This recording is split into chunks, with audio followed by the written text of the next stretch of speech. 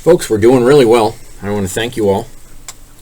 There are 8 contenders that are far left liberals going against Dominic Rapini. See his name on the wall.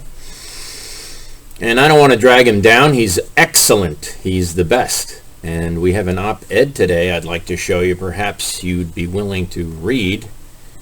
But first I want to show you this. Today is Opioid Day, according to Lamont.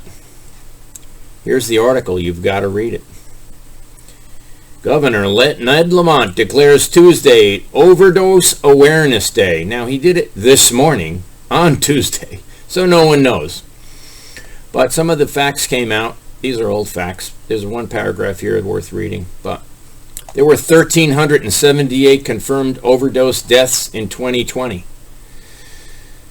An 82% increase from, 82% used fentanyl. Now, this is a new number. 547 confirmed fatal doses, 80% involving fentanyl, and 383 additional cases pending confirmation. So that's 900.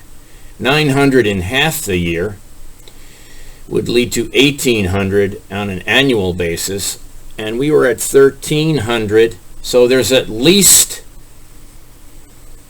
18. It's tracking to have 500 more than last year, which is more than one a day. So it would be helpful if the guy gave someone notice so that you could actually do something about it, but making it today makes it difficult to organize. But when you look at what's happening in Norwalk, here we go.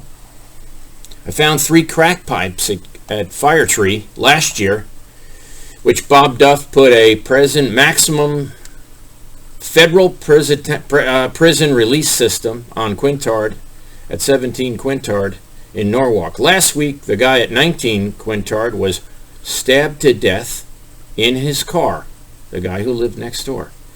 And here's an article where a woman is maintaining that there are heroin addicts shooting up in the street, giving no answers. I just called the police and had a 10-minute argument. I recorded it. Here we go. We have many incidences of people strolling the neighborhood not in their right mind, putting it politely. Okay, so this is the second case of... Here we go. I'm sorry to hear that. I walk my dog 3 or 4 times per week, and she hasn't seen anyone loitering.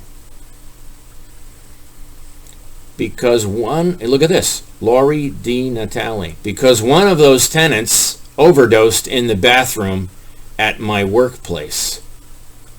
That's the second OD. I called and asked how many people have OD'd on Quintard at Fire Tree, and they said, "What's Fire Tree?" Prison release, set up by Bob Duff. It has 17 beds. Residents aren't allowed more than 12, and there are no permits, according to Harry Rilling, to even build the place. Harry Rilling said in an affidavit, which I have, in Flynn versus Fire Tree, which is coming up, that no permit of any kind was filed on behalf of Fire Tree. So here we go. They're building prison release. Bob Duff is building prison release in residential neighborhoods, subjecting people to crack pipes being left in the street and people shooting up in the street. Here's a settlement article saying a $625,000 settlement between Norwalk and Fire Tree. Well, I sued both Fire Tree and Norwalk. Norwalk settled with Fire Tree. Norwalk hasn't settled with me, and Fire Tree hasn't settled with me. It's going to be interesting for the judge to learn that the police refused to prosecute people on parole for violating parole. I just had a huge discussion with 3 cops at the Norwalk Police Department dealing with all these issues. So, I thank you for your time. It's very important to me. It should be important to you. There's also prison release on Bartlett Avenue, which is the other side of town, where the neighbors got no notice, affecting the real estate values. Why are they paying so much in taxes to have crackheads shooting up on the street, smoking crack on the street? All supported by Bob Duff. I called Dean twice this morning. Bob Duff's assistant, no callback as usual. I haven't heard from the guy in a year. I've called him many times. I've sent him many emails about problems he's creating in Norwalk, and he just doesn't give. So, there you go. Thanks a lot. Talk to you soon. I'm at 5 minutes. Maybe you'll play it. Maybe you won't. Have a great day. You got to send money to Dominic Rapini. Look on the wall there. He's got 8 super liberal opponents on an open seat for Denise Merrill's Secretary of State. We sued her in August of 2020, and they still haven't assigned the judge. Nor is there a hearing set for the fee waivers yet. And you can thank Ryan Flanagan for that, the Stamford Superior Court clerk.